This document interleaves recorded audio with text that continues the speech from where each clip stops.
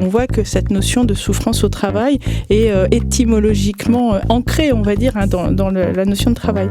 2019, par exemple, c'est-à-dire la dernière vague de cette enquête, il y avait 37% des personnes en emploi qui disaient qu'elles n'étaient pas capables de tenir dans leur travail jusqu'à la retraite. Le stress intense, l'anxiété, l'irritabilité, la déprime et l'épuisement. On a un tiers des cadres qui déclarent souvent ressentir au moins l'un de ces 5 sentiments. Mismatch, le podcast qui aime croiser les perspectives pour explorer tous les possibles. Chaque année, 13 millions de personnes, soit un Français sur 5, souffrent d'une maladie psychique. Au cours de son existence, une personne sur 3 souffrira de dépression, troubles anxieux, TOC, troubles du comportement alimentaire, bipolarité, schizophrénie. Depuis la crise sanitaire, la santé mentale s'est dégradée. Les troubles socio-psychologiques s'invitent sur tous les plans de l'existence et dans toutes les catégories sociales. Alors, si nous avons fait le choix de nous concentrer sur le travail, c'est en raison de la dimension structurante qu'il revêt dans la construction de l'identité et l'équilibre de chacun. Si 70% des salariés français considèrent ainsi le travail comme important, 87% voient le travail comme premier facteur agissant sur leur état psychologique. Alors le travail, facteur de bien-être ou agent du malaise? Partie du problème ou de la solution? C'est ce que nous verrons avec Dominique Méda. Dominique, bonjour. Bonjour. Vous êtes professeur de sociologie à l'université Paris-Dauphine PSL. Vous êtes spécialiste des questions relatives au travail, à l'emploi, aux politiques sociales et à la reconversion écologique. Vous avez publié récemment chez Flammarion Une société désirable, comment prendre soin du monde. Et vous êtes, enfin, présidente de l'Institut Veblen depuis 2020. Gaëlle Deharo, bonjour. Bonjour. Vous êtes docteur HDR en droit privé, enseignante-chercheuse à l'ESCE, l'École supérieure du commerce extérieur. Vos recherches portent sur l'articulation entre droit et management, en particulier dans les relations de travail, ce qui nous intéresse aujourd'hui, mais aussi dans le cadre des professions réglementées. Hélène Garner, bonjour. Bonjour. Vous êtes agrégée d'économie et docteur en sciences de gestion, directrice des données et études de l'APEC, l'Association pour l'emploi des cadres. Et avec vos équipes, vous analysez les multiples transformations qui traversent le marché du travail. Dans une seconde partie, on retrouvera Pascal Chabot, philosophe, professeur à l'Institut des hautes études des communications sociales, commissaire d'exposition pour le festival des rencontres inattendues à Tournai, et qui a publié en 2013 Global Burnout, et plus récemment Un sens à la vie, aux éditions du PUF. Pascal nous écoutera et apportera son éclairage dans cette seconde partie.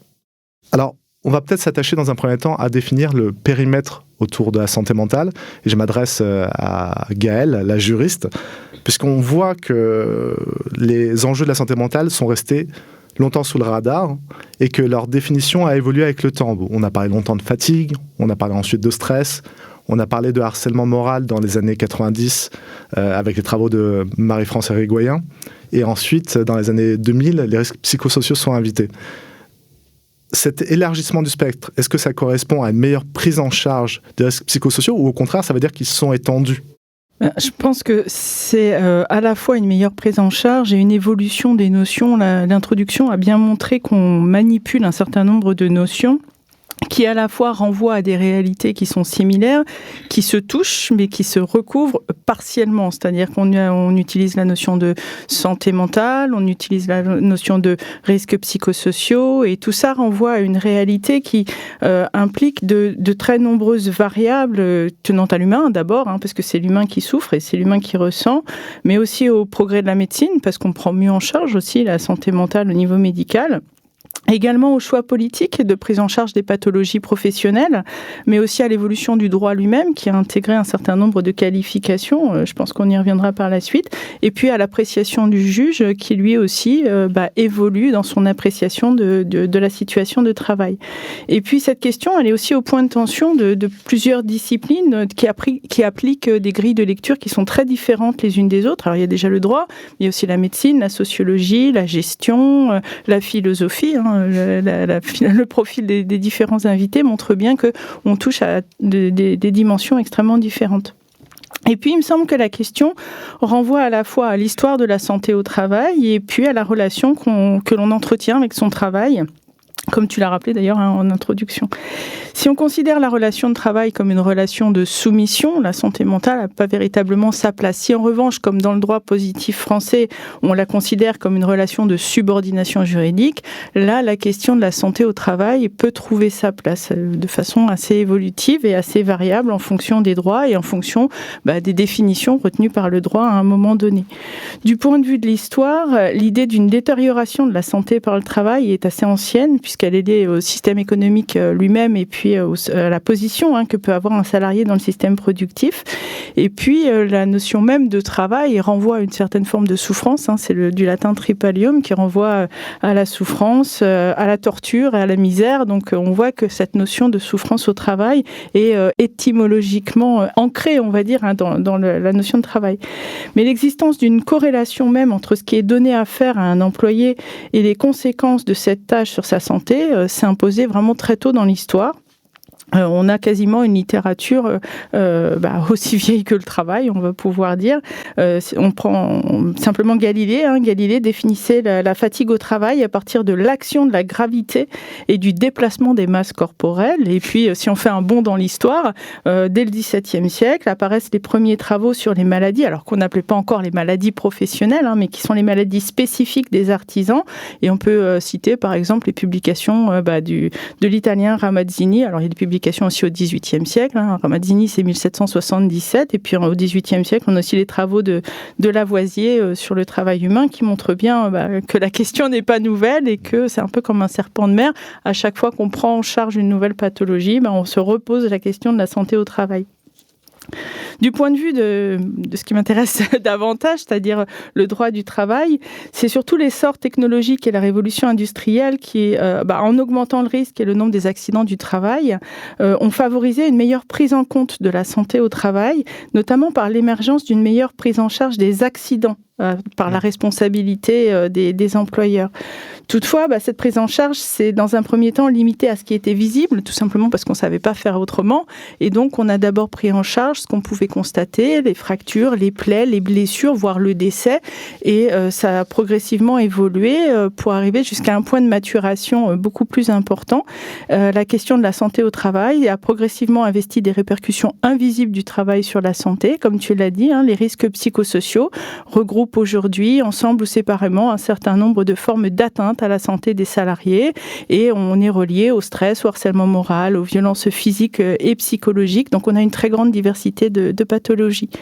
Toute la difficulté pour le droit, ça va être de qualifier ces situations, c'est-à-dire de les rapporter à un fondement juridique préexistant, stable et cohérent, alors qu'elles sont définies par les différentes disciplines qui la prennent en charge, par le ressenti du salarié, la relation de celui-ci à son emploi, à son employeur, à ses collègues, etc. Et puis, si on vient un petit peu plus précisément sur les définitions, du point de vue légistique, on voit que la notion de santé au travail s'est fortement diffusée dans les différents blocs législatifs et réglementaires, sans toutefois renvoyer à une réalité uniforme et univoque. Alors, l'existence d'une obligation pour l'employeur d'assurer la sécurité de ses employés ne fait pas de doute, puisqu'elle est clairement inscrite comme un droit fondamental dans la déclaration de l'OIT et en droit français à l'article L4121-1 du Code du travail, qui dispose que l'employeur prend les mesures nécessaires pour assurer la sécurité et protéger la santé physique et mentale des travailleurs. Toute la difficulté repose sur l'imprécision de cette notion de santé, derrière laquelle se cache une très grande diversité de situations. Et selon la définition figurant dans le préambule de la Constitution de l'OMS, la santé se définit comme un état complet de bien-être physique, mental et social, non pas seulement comme un état consistant en une absence de maladie ou d'infirmité. Alors on a une définition, c'est très bien, elle a le mérite d'exister, mais en réalité, elle n'éclaire pas ni la complexité ni la diversité des situations de travail. Et le droit, dans son application, doit s'adapter à la grande diversité de ces situations, qui sont elles-mêmes variables. Et si même on en revient à la définition du Code du travail, donc le même article 4121-1 nous dit que la prise en charge déjà commence par la prévention, pas seulement par un effet curatif, mais aussi ou sanctionnateur, mais aussi par un effet préventif. Et surtout, l'employeur doit l'inscrire dans un objectif évolutif, ce qui montre bien qu'on a à manipuler un certain nombre de notions qui ne sont pas véritablement très stables. Alors justement, les entreprises doivent manipuler des concepts qui sont peu stables, qui sont évolutifs. Et c'est la question qu'on a posée, comment s'y prennent ces entreprises pour évoluer avec ces concepts fluctuants, et notamment en premier lieu les risques psychosociaux. Cette question, on l'a posée à Aurélie Judelin, qui est directrice générale de Stimulus, qui est un cabinet expert en santé psychologique au travail depuis 35 ans. Et elle va, à distance, nous apporter son éclairage. Les entreprises aujourd'hui savent manipuler ce concept et savent un petit peu quels sont les tenants et les aboutissants de la prévention des risques psychosociaux. Ce qui est nouveau et ce qui a fondamentalement changé post-Covid, c'est effectivement l'apparition du terme santé mentale dans l'entreprise. Avant, il faut savoir que la santé mentale était vraiment un sujet tabou en entreprise. Il l'est encore dans certains milieux et dans certains secteurs, mais on a senti depuis la fin du Covid une volonté croissante des collaborateurs de la prise en compte de leur santé mentale par l'entreprise. Alors, comment est-ce que l'entreprise peut se saisir de ce sujet qui finalement est vraiment un sujet à la croisée des chemins entre la sphère professionnelle et la sphère privée? Elles ont eu un certain nombre d'initiatives. Alors, c'est surtout évidemment porté par des grands groupes qui sont souvent novateurs sur ces sujets. On a par exemple des conférences de sensibilisation sur la ménopause. On a des conférences de sensibilisation sur l'endométriose, sur qu'est-ce qu'être un aidant familial. Donc voilà, il y a pas mal de sujets qui sont finalement des sujets qui relèvent intuitivement de la sphère privée, mais qui vont évidemment s'inviter dans la sphère professionnelle et peuvent avoir des conséquences sur l'engagement, la motivation, le turnover ou les arrêts maladie et les absences longue durée. Donc voilà un petit peu pour resituer le cadre de ces risques psychosociaux qui finalement sont en train d'évoluer. On a eu risques psychosociaux, qualité de vie au travail, qualité de vie et des conditions de travail. Et aujourd'hui, on a volontiers tendance à parler de santé mentale. On reviendra tout à l'heure sur cette porosité entre la sphère privée, la sphère intime et la sphère professionnelle. On en reviendra notamment avec les managers et les cas managers avec Hélène Garner. Mais j'aimerais rester un instant plus sur cette question d'évolution des définitions et donc de la prise en charge de ces questions. On peut le prendre d'une façon très concrète. Tu as beaucoup travaillé sur la question du harcèlement en entreprise, du harcèlement social et moral en entreprise. Et là, on voit qu'il y a eu une évolution de la jurisprudence très marquée, avec un tournant en 2009, mais peut-être que tu peux nous rappeler un peu la trajectoire. Alors on a deux textes aujourd'hui qui sont très similaires. On a un texte dans le Code du travail et un texte dans le Code pénal qui sont avec les mêmes qualificatifs, on va pouvoir dire ça comme ça, mais qui ne sont pas véritablement très clairs. Le rôle du juge est extrêmement important dans la définition du harcèlement moral, tout simplement parce que le texte est assez original dans sa formulation. Si on prend la formulation du Code du travail, il nous dit « Aucun salarié ne doit subir les agissements répétés de harcèlement moral qui ont pour objet ou pour effet une dégradation de ses conditions de travail, elles-mêmes susceptibles de porter atteinte à ses droits et à sa dignité, d'altérer sa santé physique ou mentale ou de compromettre son avenir professionnel. » Alors ce qu'on voit, c'est que déjà on a une allure de proclamation, ce qui n'est pas véritablement très usuel dans les codes qui sont porteurs de qualification. Et ensuite, on n'a pas les éléments de qualification. On a des indicateurs qui tiennent à la personne de la victime, aux actes commis par l'auteur et surtout aux conséquences de ces actes pour la victime. Donc, ce qui apparaît, c'est que déjà, on a quelque chose qui est extrêmement variable dans l'application à des situations qui sont elles-mêmes variables et très diverses. Et en plus, quand on regarde la formulation, non seulement les conséquences sont putatives, mais en plus, elles sont alternatives. Donc, le juge doit manipuler un texte qui est quand même assez complexe. Alors, ces trois indicateurs, ils sont déjà assez ouverts et ils permettent de nommer des situations. Alors, ça ne veut pas forcément dire que les choses sont plus claires, d'abord parce qu'on a l'aléa judiciaire par l'appréciation du juge, mais aussi parce que la définition du harcèlement moral permet aux différents acteurs de nommer de la même façon des situations qu'ils vont ressentir ou qu'ils vont apprécier très différemment. On va avoir une appréciation par le juge, on va avoir une appréciation par le manager, on va avoir une appréciation par la victime, et tous vont avoir des grilles de lecture qui ne vont pas déjà utiliser les mêmes facteurs d'appréciation, et en plus ces facteurs peuvent avoir un poids différent. Par exemple, le ressenti va être très fort pour la victime et il va être plus nié par le manager puisque c'est un salarié. On a parfois le sentiment que la personne du salarié est un peu déconnectée de l'individu qui la porte et les émotions sont parfois un peu écartées par l'organisation qui va plus s'attacher à l'efficacité et la performance d'un salarié plutôt que aux effets de son travail sur ses émotions, son ressenti, sa fatigue, etc. Et donc on a un peu une schizophrénie, si je peux dire ça comme ça, du salarié qui est à la fois un individu et qui rapporte un certain nombre de choses, comme l'a rappelé l'intervenant dans son propos précédent. Et puis on a le salarié qui est dans un contrat de travail et puis qui a des obligations. Et ce qu'on voit, c'est que, en fait, tout ce qui est ressenti, émotion, déjà est invisible. Et la littérature n'a pas véritablement aidé à prendre en considération ce qui est invisible, parce que dans un premier temps, et la jurisprudence a fait de la même façon d'ailleurs, mais par nécessité, on s'est attaché surtout à le rendre visible par les actes. Et on a appréhendé le harcèlement par ce que le harceleur dénoncé faisait ou par ce que la victime avait subi. Et donc, ce qui était visible. Mais quand c'est pas visible, comment est-ce qu'on peut prévenir des situations de harcèlement moral, voire les prendre en charge quand elles sont déjà révélées? Tout simplement, ça devient compliqué parce qu'on ne le voit pas. Et cette idée de dissocier en fait le salarié avec ses obligations liées par le contrat de travail, enfin fondées sur le contrat de travail, et l'individu qui a des émotions, ça laisse aussi de côté tout un pan du harcèlement moral. Ce qu'il faut voir aussi, c'est qu'on a longtemps considéré dans la littérature le harcèlement moral comme une situation qui naît d'une relation entre deux personnes, un agresseur et une victime. Et là encore, on n'a pas véritablement, tout au début de la prise en charge de ces situations, considéré que le harcèlement pouvait se développer dans une dimension organisationnelle, mais aussi dans toutes les dimensions intermédiaires, et que finalement, le harcèlement moral, c'est un peu une qualification générique qui va se décliner en harcèlement moral interindividuel, harcèlement moral managérial, harcèlement moral organisationnel, harcèlement moral institutionnel, et à chaque fois, les déterminants, finalement, vont évoluer et vont être appréciés différemment. Mais il y a quand même ce tournant en 2009 d'un harcèlement moral interindividuel à un harcèlement moral managérial ou organisationnel, ce qui place la responsabilité de l'organisation aussi. Oui, tout à fait. Et ça a été, on ne va pas dire révélé en 2009, mais en tous les cas pris en charge en 2009. Et ça a été véritablement mis en exergue par la situation de France Télécom, où là, on s'est rendu compte que finalement, si on appuie véritablement le harcèlement moral sur une relation interindividuelle, on rate quelque chose. Dans l'affaire France Télécom, on ne pouvait pas affecter un fait à une personne en particulier, tout simplement parce que c'était diffusé par le top management. Et donc, quand la stratégie diffuse des choses, on ne peut pas dire c'est A qui harcèle B ou c'est B qui souffre du harcèlement de A.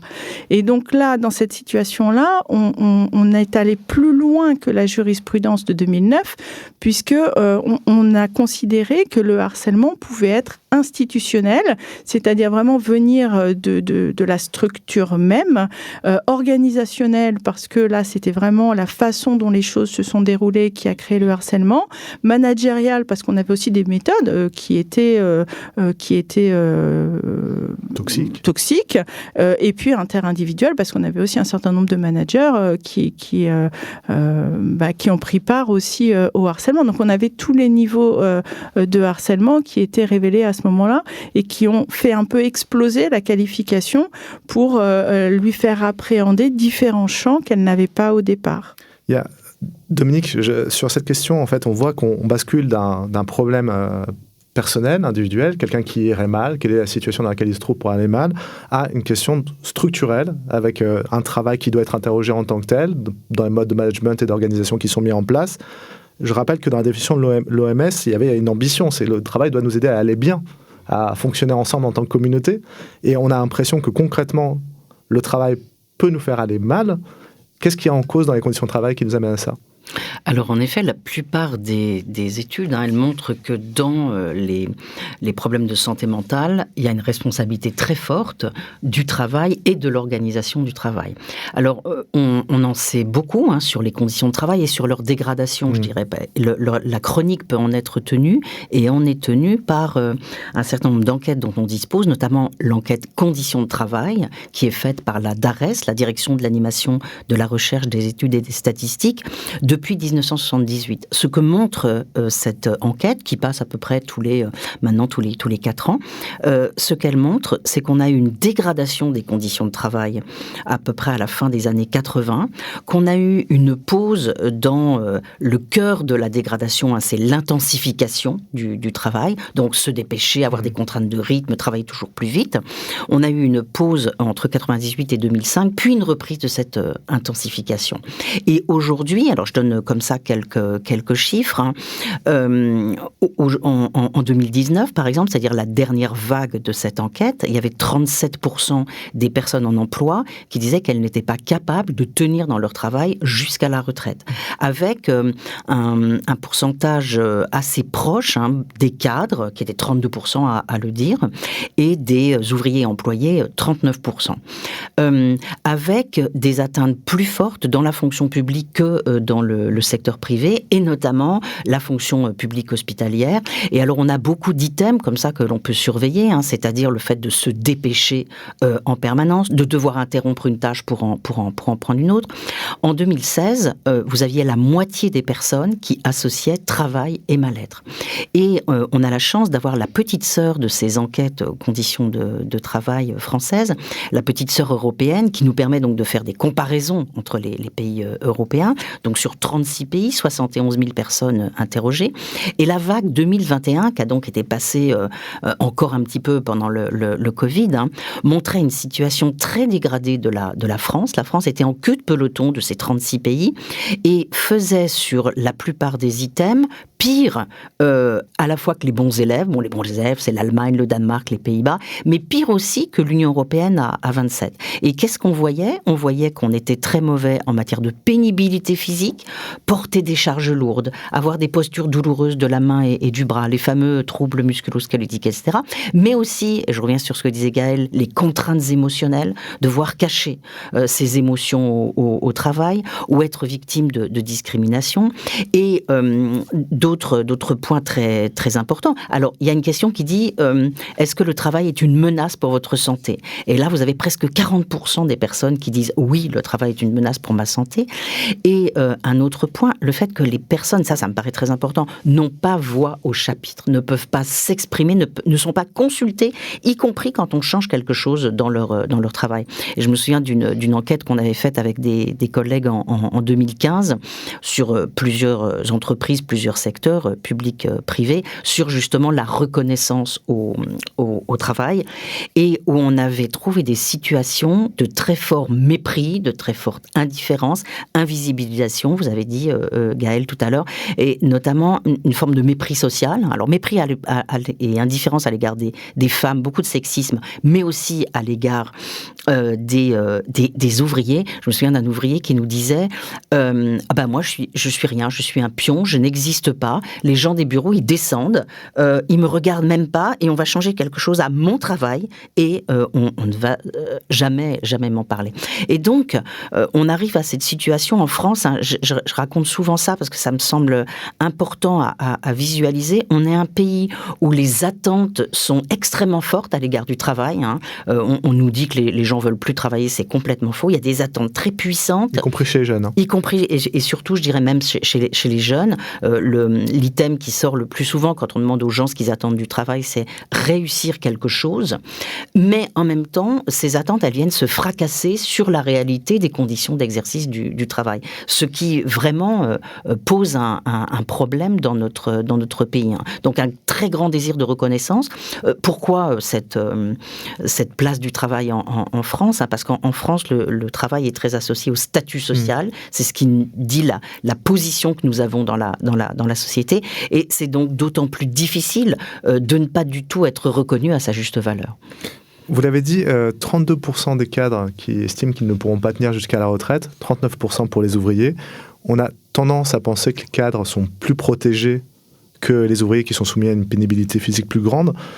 Pourtant, on le voit dans le travail que vous avez réalisé, Hélène, avec l'APEC. Vous avez sorti cette année une étude, c'est la première, sur la question de la santé mentale. Et elle émane en fait d'une demande de vos consultants qui ont vu les situations en entreprise de souffrance de collaborateurs et qui ont eu un besoin, et c'est pour ça qu'ils vous l'ont adressé. Alors, l'étude, elle est effectivement inscrite dans notre programme de travail de l'Observatoire de l'emploi cadre, qui analyse les transformations sur le marché du travail, vous l'avez rappelé, de l'APEC, donc l'Association pour l'emploi des cadres, qui accompagne des cadres du secteur privé dans toutes les dimensions de leur vie professionnelle. Donc, il y a des consultants qui reçoivent des cadres qui recherchent un emploi, des cadres qui s'interrogent sur leur carrière professionnelle, des jeunes diplômés, etc. Et cette question de la santé mentale, elle émerge effectivement de plus en plus. Et c'est la première fois que l'Observatoire de l'emploi cadre publie une étude sur ce sujet. On avait déjà approché un peu la question des conditions de travail, de l'épuisement professionnel, mais là, on a publié la semaine dernière cette étude sur la santé mentale des cadres et des managers. Et c'est important aussi, cette question des managers. On y reviendra aussi. On y reviendra. Donc les définitions, effectivement, elles peuvent être relativement diverses. Donc ce qu'on a retenu, nous, c'est la santé mentale appréhendée à travers 5 signes, 5 sentiments de dégradation, que sont le stress intense, l'anxiété, l'irritabilité, la déprime et l'épuisement. Et donc, on a un tiers des cadres qui déclarent des troubles fréquents, c'est-à-dire qui déclarent souvent ressentir au moins l'un de ces 5 sentiments. Un tiers des cadres le ressentent. Pourquoi ? Qu'est-ce qui les met dans cette position de difficulté ? Alors, on identifie dans l'étude plusieurs registres explicatifs. Le premier, c'est, Dominique vient d'en parler, les conditions de travail. Les cadres, ils ont des conditions de travail spécifiques, ils sont moins exposés à de la pénibilité physique, à des risques physiques, mais par contre, ils sont surexposés à du travail sous pression, 41% le déclarent, des charges de travail élevées, l'atteinte d'objectifs de performance, des attentes aussi de la part de la direction exigeante, des horaires étendus. Les 3/4 des cadres déclarent souvent travailler sur leur temps libre.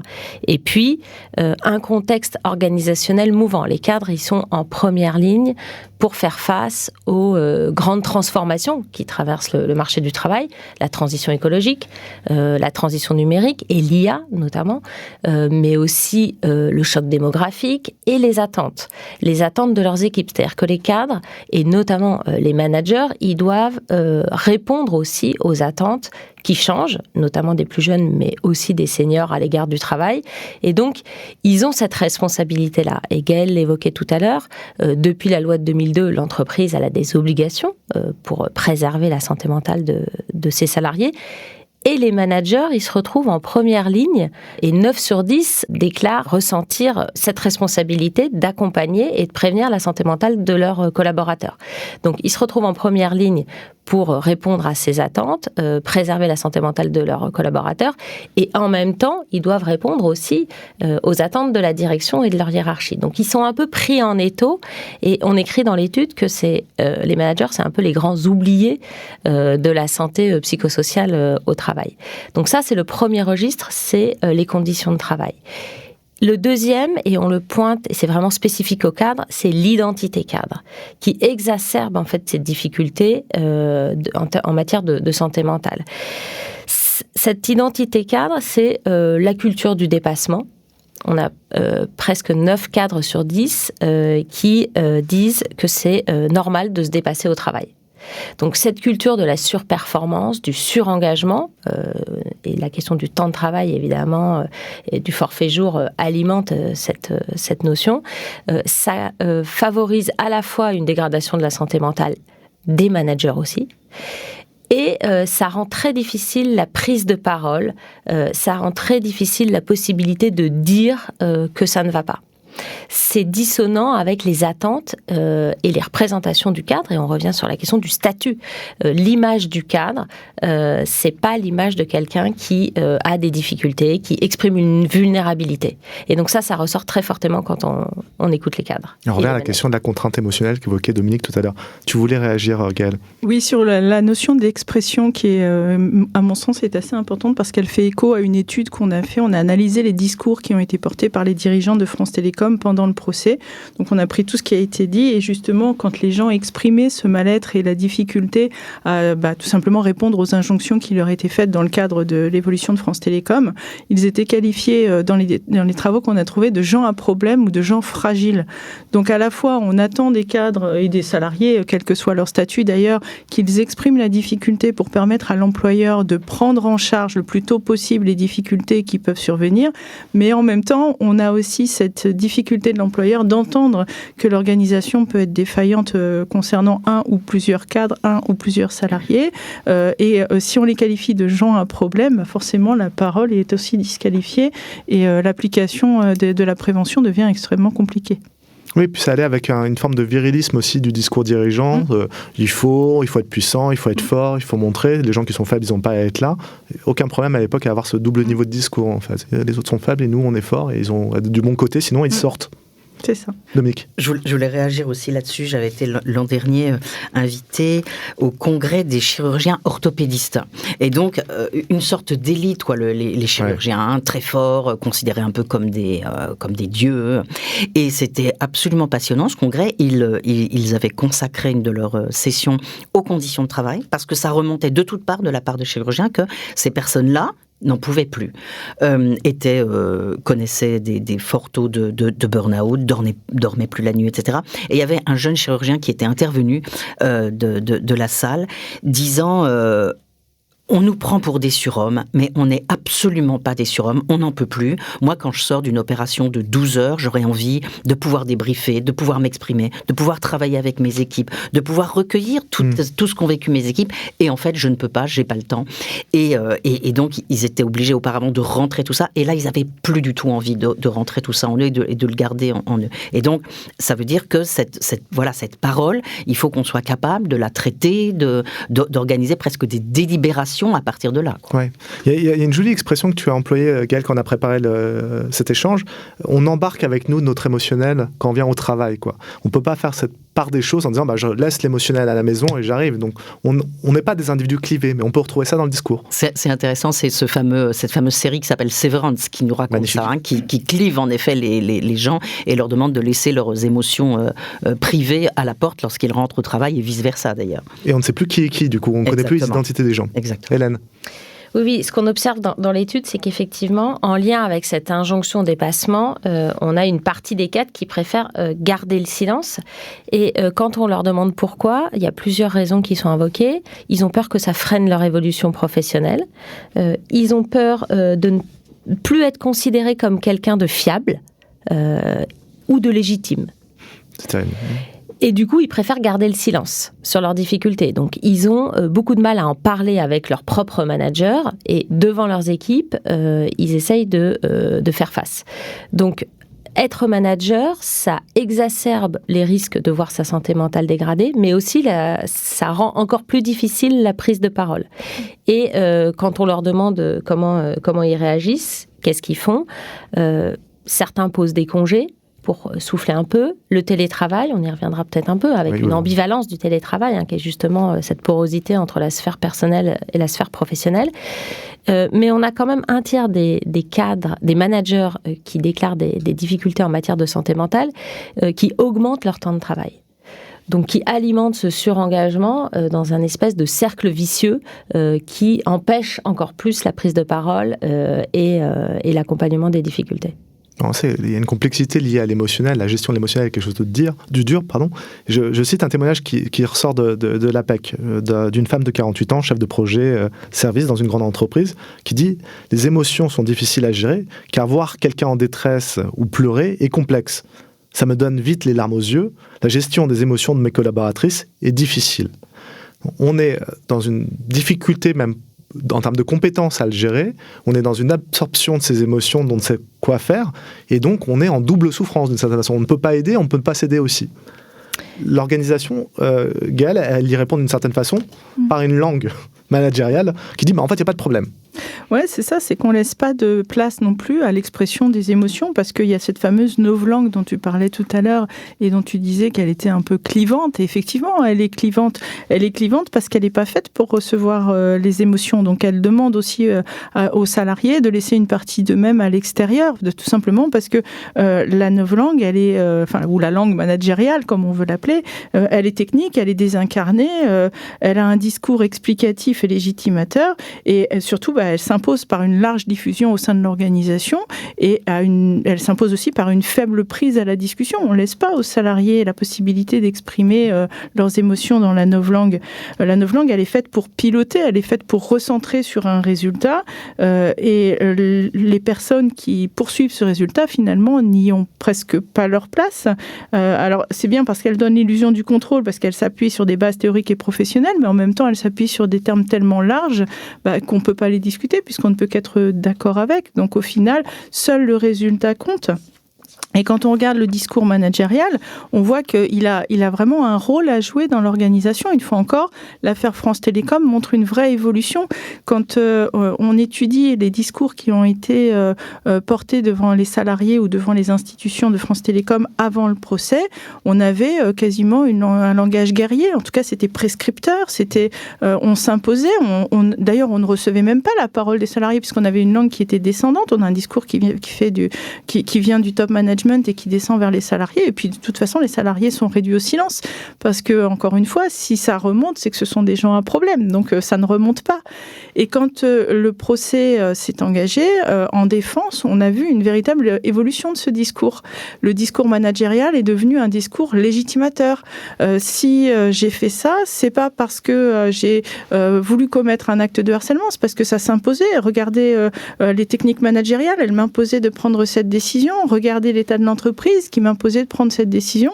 Et donc, cette fameuse novlangue qui s'imposait au départ par une technique et une illusion du contrôle, eh bien, devant le juge, elle s'est transformée en un discours légitimateur. Mais moi, je n'ai pas commis de harcèlement. Et d'ailleurs, le texte nous le dit, si vous voulez vous exonérer du harcèlement, vous devez démontrer que votre décision a été motivée par des éléments objectifs étrangers à tout harcèlement. Moi, institution, je ne commets pas de harcèlement puisque je réponds à des objectifs qui s'imposent à moi et qui sont légitimés par des méthodes managériales. Hélène, il y avait cette idée on voit dans cette novlangue une difficulté, je cite un article de Gaël, une difficulté de faire sens de ces expériences émotionnelles. Cette novlangue vient couvrir finalement ce qu'on vit concrètement dans le travail. Les managers et les cadres, on en a parlé en préparation, ils ont une façon d'évacuer qui parfois aggrave encore les effets, c'est sortir du travail par le télétravail. Alors, le télétravail, effectivement, il a un effet parfois ambivalent en réponse à ces questions. Les cadres, c'est la catégorie socio-professionnelle qui télétravaille le plus, qui est le plus concernée. Ça permet à la fois une flexibilité dans l'organisation du temps de travail, une certaine souplesse à laquelle ils sont extrêmement attachés, et ça revient régulièrement dans les enquêtes qu'on fait, notamment les femmes cadres, qui voient une manière de concilier vie personnelle et vie professionnelle de manière un peu plus facile, mais qui a aussi un effet sur la porosité des dents et la capacité à déconnecter, à passer du temps personnel au temps professionnel et réciproquement. Et 40% des cadres disent qu'ils ont du mal à séparer justement ces deux sphères, surtout les plus jeunes, qui ont encore plus de mal à couper et à mettre des barrières, des frontières, en tout cas, un peu étanches entre ces deux mondes. Et donc, cette porosité des sphères, elle alimente, en fait, ce sentiment de toujours penser au travail, de devoir faire plusieurs choses en même temps, qui alimente, qui contribue à dégrader la santé mentale des cadres. Et cette surexposition, et notamment pour les mères cadres, on a publié une étude sur la parentalité chez les cadres en septembre, elle les surexpose au risque d'épuisement professionnel, qui est un des facteurs de la santé mentale dégradée. Je voulais revenir sur ce que vous disiez sur ce que peuvent faire les managers et justement cette position intermédiaire dans laquelle ils se retrouvent. Ils se sentent responsables et donc ils ils se sentent, ils ont un rôle dans l'accompagnement et la prévention de la santé mentale de leurs collaborateurs. Et donc, quand on les interroge sur ce qu'ils font, ils les écoutent. Cette posture d'écoute et d'ouverture, elle est déclarée par les managers comme la première action qu'ils ont pour essayer d'entendre leur manager. Mais ils se sentent aussi souvent démunis. Ils ont peur d'être maladroits, ils ont peur d'être intrusifs, et on l'a dit, il y a un mélange entre des enjeux personnels et professionnels, et ils n'ont pas non plus toujours la latitude organisationnelle pour faire quelque chose. Et donc ce qu'on écrit dans l'étude, c'est qu'ils bricolent souvent des stratégies un peu individuelles pour répondre à des difficultés des cadres ou des salariés de leur équipe.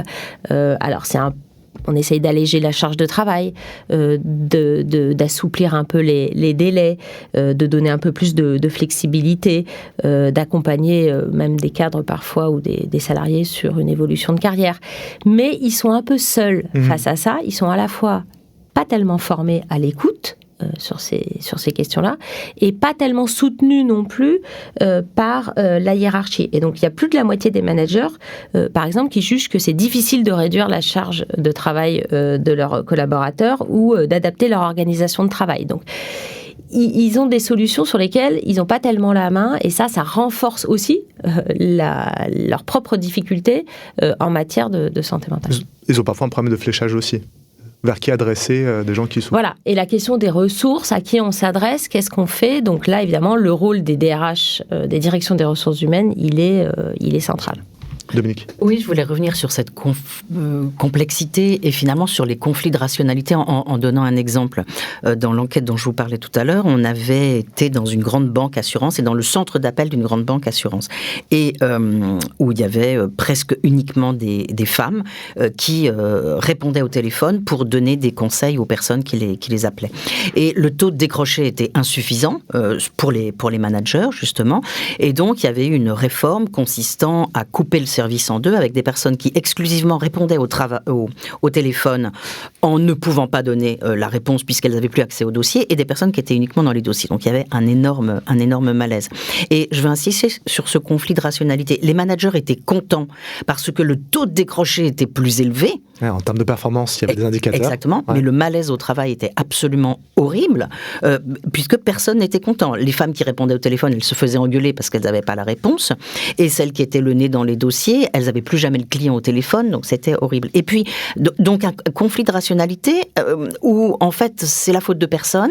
On a fait une réorganisation pour afficher des bons indicateurs, mais ça fait un malaise au travail absolument horrible. Et sur la question de la vie privée qui vient dans le travail, c'était très intéressant parce que toutes ces personnes, toutes ces femmes, elles avaient des revendications sur les horaires de travail, et on avait donné la préférence pour prendre les horaires les pires. On avait donné la préférence aux célibataires, à celles qui n'avaient pas d'enfants. Et elles étaient absolument furieuses. Elles disaient, mais enfin, c'est pas parce que j'ai pas d'enfants, moi, que je dois me taper tous les mauvais horaires. Je vois pas pourquoi c'est les femmes qui ont des enfants qui pourraient avoir les bons horaires, etc. Et ça, pour le manager était complètement dépassé il n'arrivait pas à gérer ces questions hyper privées et ces questions de priorité, quoi. Voilà, à qui va-t-on donner les mauvais horaires et sur quel principe va-t-on se fonder pour le faire? On a l'impression, Dominique, qu'on parle d'une même entreprise et il y a un éclatement de sens et de priorités et d'intérêts au sein d'un même collectif. Et d'ailleurs, tu avais dit quelque part que l'explosion du collectif avait d'une certaine façon créé l'appétence pour le télétravail, quoi. C'était une réponse à une frustration qu'il n'y a plus de collectif et donc plus d'intérêt commun ou de sens commun. Oui, c'est un énorme problème, cette disparition ou cette fragmentation du collectif. J'ai une collègue qui vient d'écrire un beau livre qui s'appelle La frustration salariale et qui montre comment justement les modes de rémunération très individualisés avec des primes auxquelles on ne comprend plus rien d'ailleurs, ont accru la compétition entre les gens, plus le fait qu'on ne sait pas exactement qui gagne quoi. Et toujours dans cette enquête dont je vous parlais, l'énorme malaise des personnes qui trouvent que leur effort n'est absolument pas récompensé, qui se demandent si l'autre, pourquoi l'autre a l'air mieux récompensé alors qu'en fait il fait rien. Donc on passe son temps à comparer ce que font les uns et les autres, à essayer de connaître leur rémunération et toute la solidarité qui pouvait exister à un moment de ce collectif qui était soudé par une même appartenance syndicale ou une même envie de faire changer des choses, a complètement explosé. Et je pense que pour la vie des personnes et des salariés, c'est extrêmement douloureux parce que les gens se retrouvent tout seuls. Et le télétravail, évidemment, accroît cette difficulté puisque on n'a plus cette possibilité d'être unis contre la hiérarchie. On est tout seul face à son manager en bilatéral et plus en présentiel. Et je pense que ça, c'est un énorme sujet. Il y a la question aussi de la charge mentale chez les managers et chez les cadres, parce qu'on en voit avec la porosité des univers très compétitifs entre les uns avec les autres, où il faut savoir tout faire tout le temps. On se retrouve dans une situation où on est prêt de déborder. Oui, ce double rôle des managers, c'est-à-dire à la fois produire et manager avec des enjeux de management qui se sont complexifiés, à la fois parce qu'il y a un cadre législatif qui s'est renforcé. Il y a des attentes, Dominique l'évoquait tout à l'heure, qui se sont aussi exprimées de manière peut-être plus forte. Et donc, les managers, ils doivent à la fois assumer leur rôle de production et ils y sont attachés. Leur expertise propre, mais aussi l'encadrement et notamment la prise en charge d'un nombre d'enjeux de plus en plus importants, y compris les transformations du monde du travail qui doivent aussi piloter. Le manager, c'est la boussole, c'est celui qui donne un peu l'organisation, et c'est ce qui rend ces questions de santé mentale encore plus difficiles à appréhender. Sur le télétravail, je voulais rebondir, les cadres sont complètement conscients que le télétravail, ça contribue à réduire les interactions, la cohésion d'équipe, et ça favorise l'isolement. Et donc, ça a aussi un impact sur la santé mentale et des cadres et des managers. Et je voudrais rebondir sur quelque chose qu'a dit Hélène tout à l'heure et qui me paraît très important sur les inégalités de genre, c'est-à-dire ce que vraiment on peut craindre, et je crois qu'on commence à le voir et qu'on l'a vu dans plusieurs enquêtes, on l'a vu pendant le Covid et ça continue, c'est que ça, en effet, ça reduplique les inégalités de genre, c'est-à-dire que les femmes vont être plus tentées de prendre du télétravail parce que ça leur permet de lancer une machine, d'aller chercher les enfants, etc. Et donc on peut craindre en effet qu'il y ait une respécialisation des rôles à cause de ce télétravail, si on a des femmes qui le prennent plus que les hommes. On l'avait vu pour des femmes qui ont des enfants de moins de 15 ans, que le fait d'accéder au télétravail était un facteur aggravant pour la santé mentale. Et les études dont on dispose sur ce qui s'est passé pendant le Covid, on a des études comparatives selon les pays. J'ai une collègue, Julie Landour, qui a comparé la Suisse, la Suède et la France. Et la France, c'est un des pays, en effet, où les inégalités de genre ont été augmentées à cause du Covid, parce qu'il n'y avait pas, à la différence de la Suède, cette volonté de faire très attention à ce sujet, justement. Je vais vous proposer un nouvel insert d'Aurélie Judelin, toujours DG de Stimulus, parce que vraiment, c'est le cœur de leur travail d'intervenir en entreprise pour prévenir, on dit bien prévenir, les risques psychosociaux, en mettant en place des formations, des outils à destination des managers. On voit une évolution alors législative, mais aussi un désir de plus grande concertation sociale. Le gouvernement travaille avec les entreprises, on l'a vu en 2025 avec l'année pour la santé mentale et la charte de la santé mentale. Je vous propose d'écouter Aurélie Judelin. Alors, ce qui a fait l'actualité de ces dernières semaines, ces derniers mois, c'est le lancement de la charte pour la santé mentale. Alors, il faut savoir que cette charte, au final, elle n'invente rien. Elle s'inscrit dans les initiatives gouvernementales, puisque vous savez que la santé mentale a été nommée grande cause nationale en 2025, et elle a pour mérite, finalement, de rappeler les fondamentaux de la prévention du risque psychosocial et de l'action en faveur de la santé mentale. Alors, pourquoi je dis qu'elle n'invente rien ? Parce qu'il faut savoir que dans le cadre de la prévention des risques psychosociaux, en fait, on trouve 3 volets. On trouve le champ de la prévention primaire, et là, on va plutôt être sur des audits, bien-être au travail, des enquêtes de risque psychosocial, donc tout ce qui est plutôt outil de mesure pour identifier des facteurs au sein de l'organisation qui pourraient favoriser l'apparition des risques psychosociaux.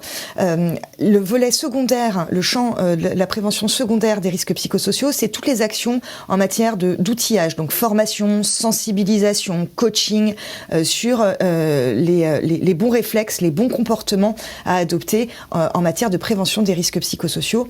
Et la prévention tertiaire, c'est une prévention qui arrive quelque part un peu en aval une fois que le préjudice existe. C'est comment est-ce qu'on arrive à prendre soin d'un collectif ou d'individus qui sont impactés et qui souffrent de troubles psychosociaux. Donc cette charte, donc c'est un one page, donc c'est vraiment assez laconique, on va dire, mais elle a le mérite finalement de poser dans ce document et de reposer les fondamentaux de la prévention. D'abord la sensibilisation, donc l'idée c'est vraiment de déstigmatiser tous les sujets qui sont en lien avec la santé mentale et la santé psychologique. Le deuxième volet c'est vraiment de dialoguer sur la prévention, la qualité de vie au travail et les conditions de travail, donc ça veut dire de pouvoir rassembler des parties prenantes et des acteurs clés de l'organisation pour dialoguer autour de ces sujets. Le troisième point, c'est favoriser l'amélioration continue des conditions de travail. Et le quatrième point, c'est accompagner les situations individuelles. Moi, ce que j'ai envie de retenir de cette charte, parce que comme je vous le disais, elle n'invente rien, mais il y a quand même 3 points que je trouve intéressants en matière de volonté affichée par cette charte.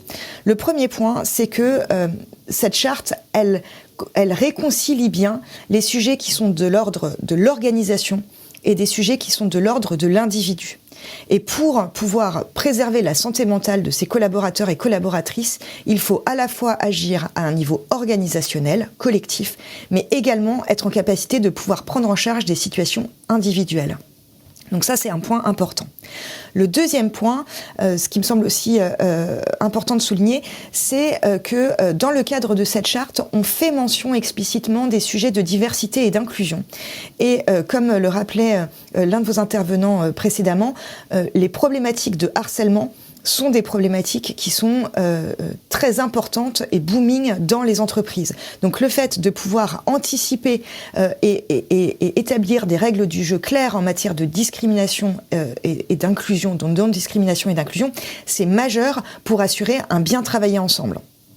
Et le troisième point, c'est le fait d'avoir explicité le besoin d'être dans une logique d'amélioration continue des conditions de travail. Pourquoi ? Parce que on sait aujourd'hui qu'un collaborateur qui rejoint une entreprise à l'instant T va trouver des conditions de travail en matière de locaux, en matière de management, en matière d'outils qui sont fortement susceptibles d'évoluer ces prochains mois ou ces prochaines années. Évidemment, on se rend compte que les entreprises sont en forte mutation et le fait de pouvoir inscrire dans cette charte un peu en miroir de ce que vivent les entreprises, le fait de dire en fait on ne peut pas avoir un dialogue figé sur les conditions de travail parce que les conditions de travail évoluent constamment. Et je pense que c'est important de l'avoir en tête puisque avoir une politique santé mentale en entreprise, c'est avoir une politique dynamique, une politique en mouvement, une politique qui se re-questionne en fonction des différents changements qui vont impacter directement ou indirectement l'entreprise et donc ses collaborateurs et collaboratrices. Hélène, tu as envie de réagir ? Oui, ce qu'on observe dans l'étude, c'est que les entreprises, elles prennent effectivement de plus en plus conscience de ces enjeux et notamment des risques qui sont associés, que ce soit des risques juridiques, humains ou économiques, mais que les actions concrètes ont quand même du mal à se déployer. Quand on interroge les cadres sur ce que font leurs entreprises, ils reconnaissent qu'il y a des efforts, mais que ces problèmes de santé mentale, ces enjeux sont pris en charge par les entreprises, mais que les actions concrètes restent insuffisantes. 44% indiquent que leur entreprise a communiqué sur le sujet, mais sans action réellement concrète, et 30% que leur entreprise n'a pas déployé d'action. Donc on voit que on a encore du chemin à faire sur une prévention effective et pas seulement sous l'angle du bien-être, aménagement de locaux, relaxation, etc. Il faut vraiment insister sur les conditions de travail. C'était évoqué par votre intervenante, mais je pense qu'il ne faut pas enrober ça dans un trop large panel d'actions qui diluerait un peu.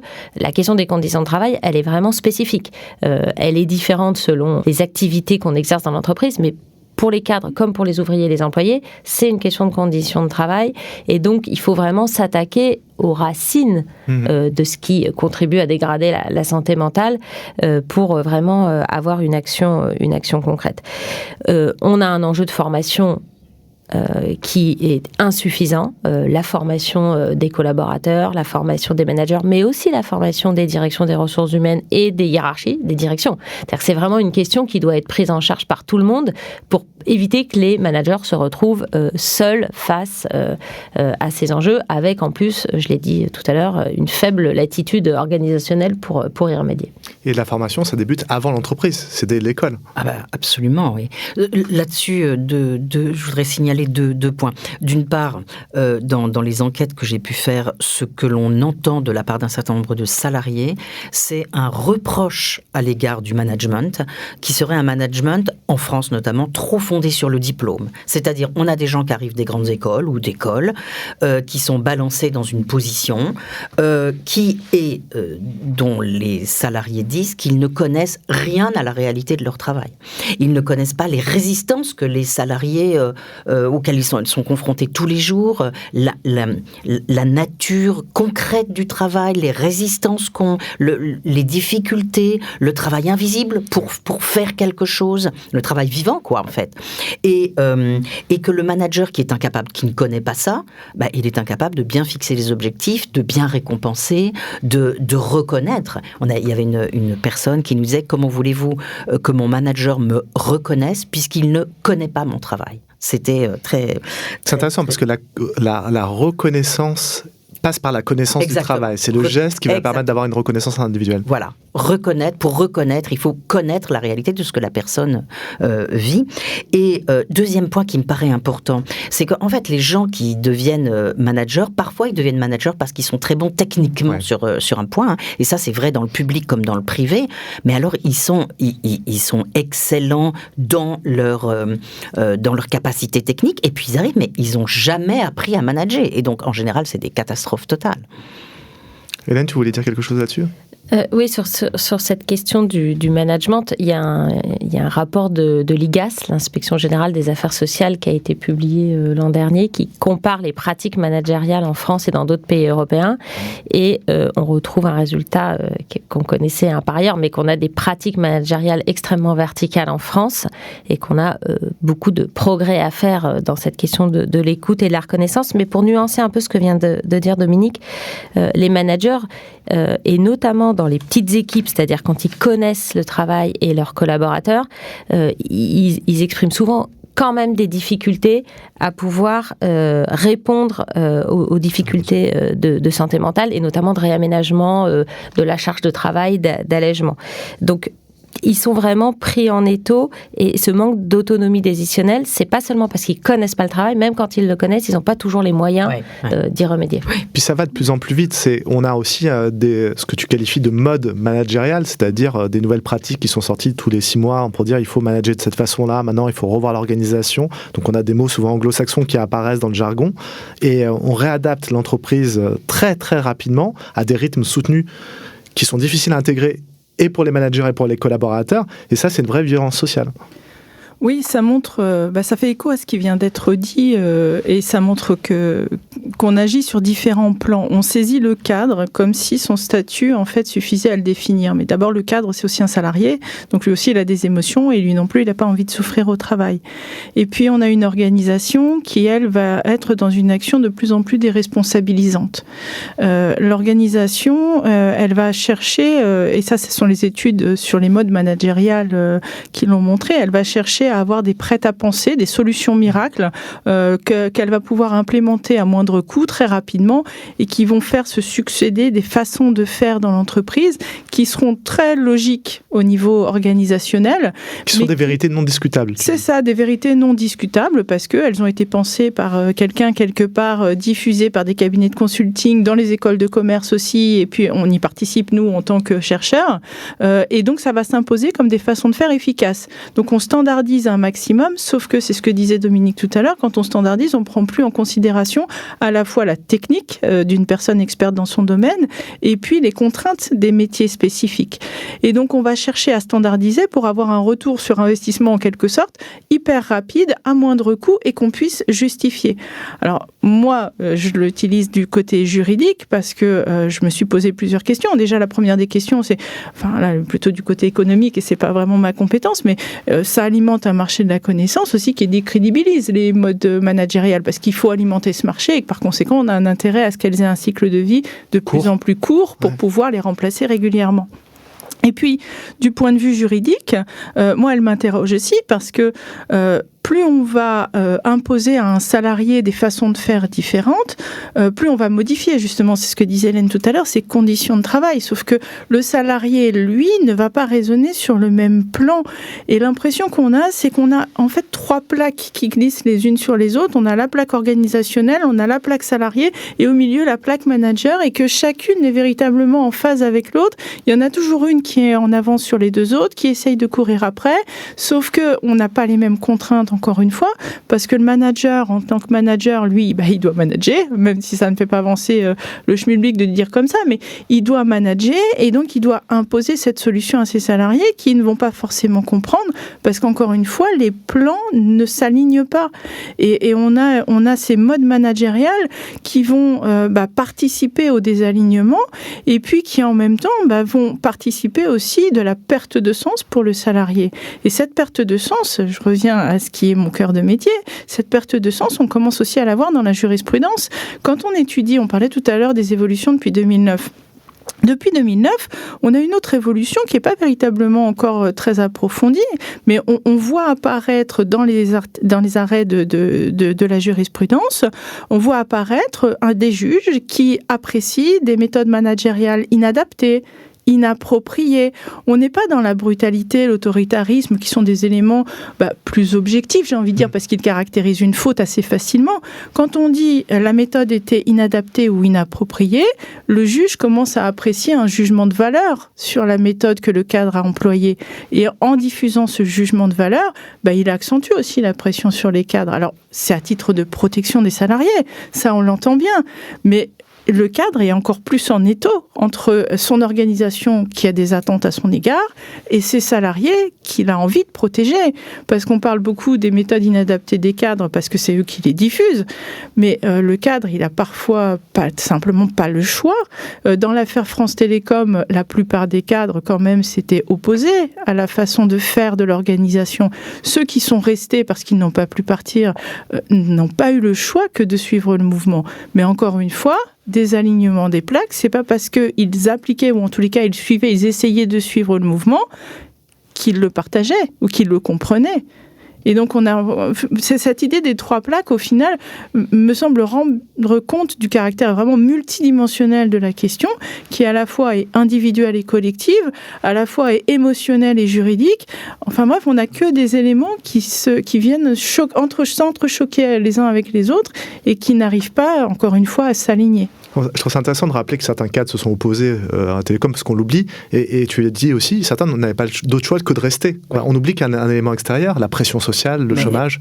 Exactement. Et puis, je crois qu'il faut insister aussi sur les contradictions internes à l'entreprise. C'est-à-dire, en effet, c'est souvent la direction financière qui va l'emporter avec ce qui s'est passé quand même depuis une vingtaine d'années, la forte financiarisation des entreprises, la théorie de la valeur pour l'actionnaire. Donc, il faut absolument faire cracher encore plus et toute la pression qui pèse sur les entreprises et qui évidemment retentit sur les cadres. On arrive quand même à cette question finalement du sens, de la fabrique du sens. Le travail doit être un lieu de fabrique du sens. On voit toutes les difficultés pour le faire.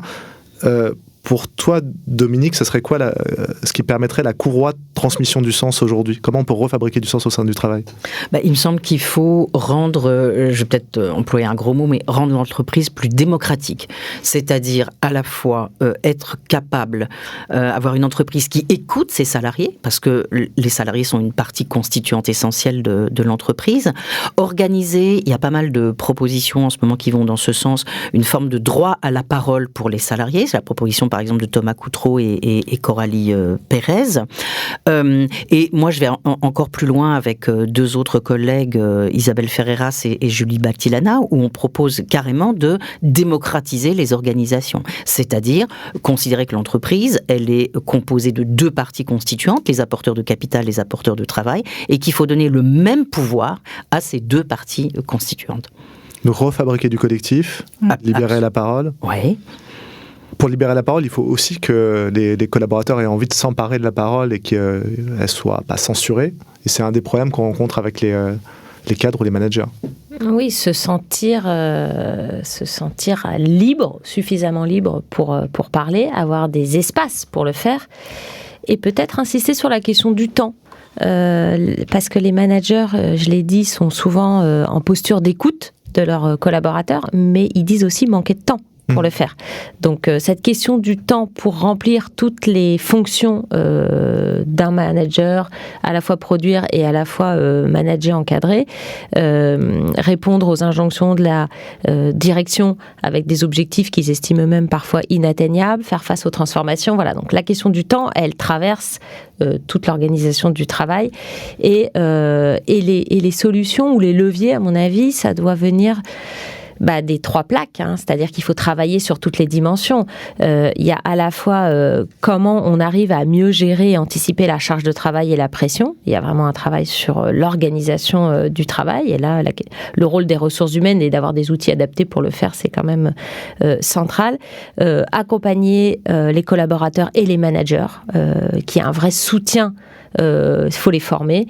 C'est la question de la sensibilisation de toutes les parties prenantes, mais la formation, évidemment, leur donner du temps pour le faire, de l'autonomie aussi, qui doit leur être laissée si on veut qu'ils puissent répondre aux difficultés qu'ils recueillent, des dispositifs dédiés, et puis un enjeu peut-être plus sociétal sur déconstruire ces représentations sur l'identité cadre, sur cette culture de la surperformance, du surengagement, du dépassement.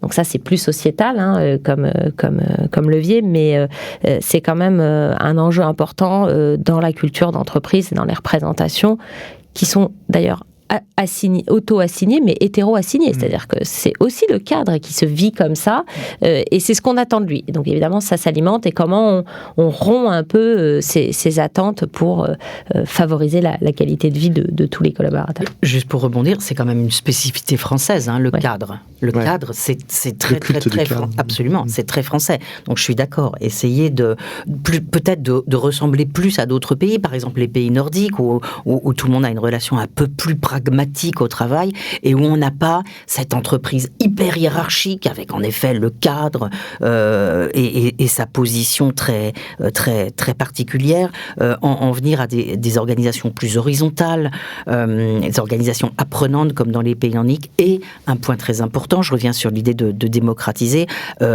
plus de pouvoir donné aux partenaires sociaux et aux syndicats. Il y a une étude très intéressante qui a exploité l'enquête européenne sur les conditions de travail, qui nous montre que le pays où il y a le plus de bien-être au travail, ce sont là où il y a des organisations apprenantes, et c'est dans les pays nordiques parce que le taux de syndicalisation est très élevé. Je retiens de ce qui a été dit aussi, au-delà de la question du cadre, que la question du temps, donc d'un temps libre, d'un temps vacant qu'on peut remplir à sa guise, le temps de l'autonomie aussi, chercher l'autonomie, on montre à quel point le travail est maintenu en état de minorité aussi. On dit, les travailleurs ne sont pas responsables d'eux-mêmes, et il faut les encadrer, il faut les gérer, il faut les surveiller. Et peut-être ça empêche l'éclosion de la question du collectif, justement. C'est justement ce dont je voulais parler. La question du collectif, oui, la démocratisation dont Dominique parlait et la prise en charge de différentes dimensions dont Hélène parlait aussi, n'est possible que si on admet l'existence d'un véritable collectif. Or, comme Dominique le rappelait, aujourd'hui, on a deux dimensions dans l'entreprise. On a la dimension financière et on a la dimension opérationnelle. Et on a l'impression que le collectif ne se construit que par dimension.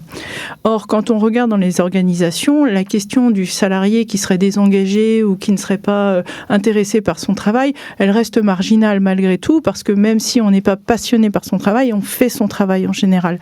Et donc, ça veut dire qu'à partir du moment où on va considérer que l'opérationnel n'est pas important par rapport au financier, ou que les deux se pensent sur des plans différents, eh bien, bien, on va renforcer cette idée finalement que l'opérationnel est secondaire et donc retirer du sens au travail qu'on pouvait avoir auparavant et renforcer cette idée que le salarié finalement, il n'est pas tellement engagé et puis si on lui dit pas ce qu'il doit faire et comment il doit le faire, il va pas aider le financier. Il faut que le collectif il revienne dans l'ensemble et qu'on redescende, c'est ce que disait aussi Hélène tout à l'heure, qu'on redescende aussi vers la réalité des choses pour que l'entreprise reprenne toute sa dimension. Alors quand on a dit ça, en fait, est-ce qu'on a vraiment réinventé la roue ? Pas forcément, parce que la question de savoir quel est le sens de l'entreprise et de l'organisation, elle s'est déjà posée. Quand on regarde aux États-Unis, en 1919, on avait un arrêt Dodge contre Ford qui posait déjà la question de savoir quelle était l'ambition de l'entreprise. Est-ce qu'elle doit faire de la finance ? Est-ce qu'elle doit répondre aux investisseurs ? Ou alors est-ce qu'elle doit avoir une ambition plus sociétale et donc avoir une activité qui va s'inscrire dans un contexte plus global, une société ? Peut-être que c'est ça aussi qu'on a perdu. C'est le rôle de l'entreprise dans la société et on s'est tellement focalisé sur la valeur financière qu'on en a oublié que l'entreprise, elle a aussi une valeur sociale. Dominique ? Et malheureusement, dans les années 70, Milton Friedman répondait à ta question en disant l'entreprise elle a une seule responsabilité, c'est faire du profit. Et c'est ce qui nous a amené vers théorie de l'agence, valeur actionnariale, etc. et la situation dans laquelle on se trouve aujourd'hui. C'est donc contre ça qu'il faut aujourd'hui qu'on travaille.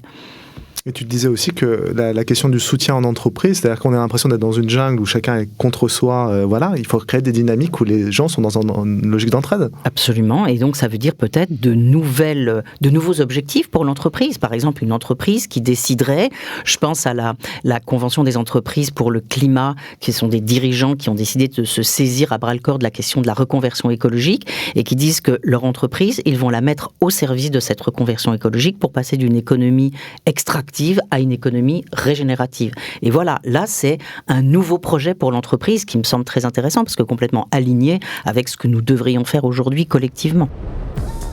Dominique, Hélène, Gaëlle, je vous remercie d'avoir participé à cette première partie de Mismatch consacrée à la santé mentale. Merci. Je remercie aussi Aurélie Judelin qui a participé à distance. Et je vous invite tous à nous retrouver la semaine prochaine pour la seconde partie avec Pascal Chabot, philosophe, professeur à l'Institut des hautes études des communications sociales, qui nous apportera son éclairage philosophique sur la question du sens au travail. C'était Mismatch, un podcast de l'ESCE, l'École supérieure de commerce extérieur.